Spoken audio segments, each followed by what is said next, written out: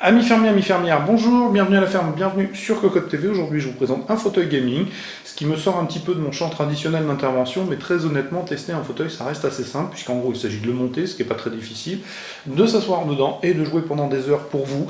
Alors évidemment, on joue bien pour vous, on le répète très très souvent, et de constater si on a été bien assis pendant la session ou pas. Et ce fauteuil, vous le voyez, c'est écrit sur le fond du fauteuil, il nous provient de Corsair, et c'est le modèle T2 Road Warrior, qui succède au T1 Road Warrior, et il apporte quelques différences et quelques nouveautés, et notamment surtout au niveau de la densité des mousses, mais j'y reviendrai.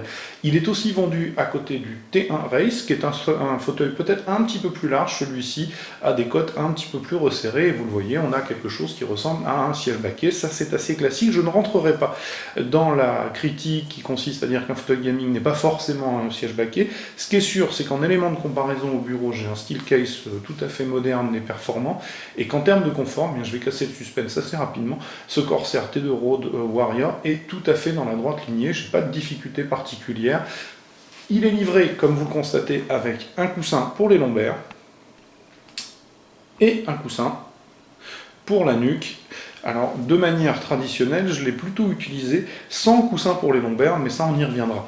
Alors, au niveau des matières, eh bien c'est simple, on a essentiellement du Sky, du faux cuir, mais il est de très très bonne qualité et il bénéficie de différents traitements, c'est-à-dire que sur la partie arrière centrale, on va avoir un Sky lisse, et comme vous le constatez avec un marquage Corsair, et en redescendant, attendons que la caméra fasse le point, voilà, on va avoir un autre Sky traité de manière différente avec des surpiqûres octogonales, mais aussi des petites perforations, et la bande centrale, toujours en Sky, elle fait appel, alors vous ne le voyez certainement pas à la caméra, mais fait appel à une espèce de design carbone qui est assez sympathique. Cette bande blanche est disponible en plusieurs couleurs, vous avez du bleu, du rouge, du jaune et du blanc, voire du noir. À titre personnel, j'aime bien cette petite découpe blanche qui est assez sympa et assez sobre. Quand on redescend sur l'assise, on va retrouver le même traitement, c'est-à-dire du Sky perforé, et en dessous, on va retrouver les molettes traditionnelles type roller, avec un pied en aluminium, en étoile. Le piston est un classe 4. Alors le T2 Road Warrior accueille ce piston qui supporte jusqu'à 136 kg. Il faudra noter que le T1 Race est un petit peu plus léger. Alors la caméra peine un peu à faire le focus, donc on a quelque chose de plutôt sympathique, et je vous le disais, au niveau des finitions, c'est plutôt bon, surtout sur la partie avant. Il y a deux petits défauts de finition, et un petit point qui me chagrine, et je vais y revenir de suite dans la suite de la vidéo. Je vous dis à tout de suite. Nous voici face à la partie arrière. Alors la partie arrière, comme vous le constatez, possède deux perçages, un peu comme un baquet digne de ce nom.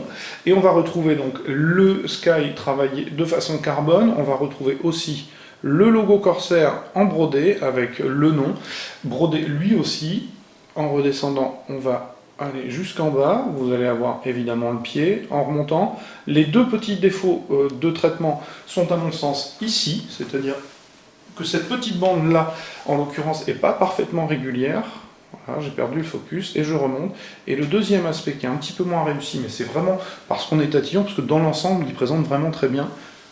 On a un petit pli lié à la couture de la fermeture éclair qui n'est pas forcément du plus bel effet sur l'arrière, mais de manière générale, à part ces deux aspects-là, on a quelque chose de très réussi et de très qualitatif. Les piqûres sont de bonne qualité, je le disais, le Sky, que ce soit en partie avant ou en partie arrière, est plutôt épais, bien traité, et je vais vous présenter les accoudoirs 4D dans la foulée.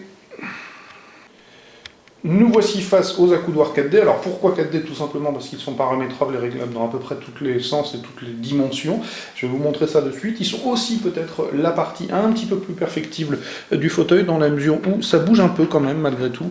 Les ajustements ne sont pas extrêmement précis. Maintenant, la réalité, c'est qu'on a une mousse un peu type tableau de bord automobile, tout simplement, ce qu'on appelle un plastique moussé, assez rigide mais assez confortable malgré tout, ça ne vous arrachera pas les bras, avec un petit logo de cube en relief. C'est plutôt sympathique, on aimera ou on n'aimera pas, ça reste bien évidemment à voir. Alors 4D tout simplement parce qu'ils sont réglables de ce côté-ci comme ceci.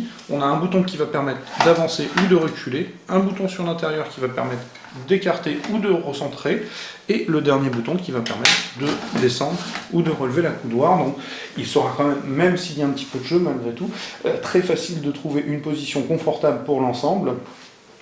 Sur le côté du fauteuil, on va retrouver l'armature qui va permettre donc avec la manette de basculer le dossier jusqu'à 170 degrés, et en dessous l'assise on va retrouver deux manettes, la première qui va permettre de remonter ou de descendre le piston, donc de monter et de redescendre l'assise, et une deuxième manette qui va permettre de basculer l'assise jusqu'à 17 degrés, voire de la bloquer dans la position un petit peu abaissée vers l'arrière, ce qui est assez confortable. À titre personnel, je l'utilise assez facilement, légèrement surélevé sur l'avant et un peu baissé, donc je ne vous donnerai pas le degré d'inclinaison, mais c'était assez confortable. Ce qui est sûr, c'est qu'au final, au niveau des mousses et de la qualité globale du fauteuil, c'est franchement pas mal. Pour 339 €, il semble être plutôt bien placé, puisqu'il n'est pas forcément excessif.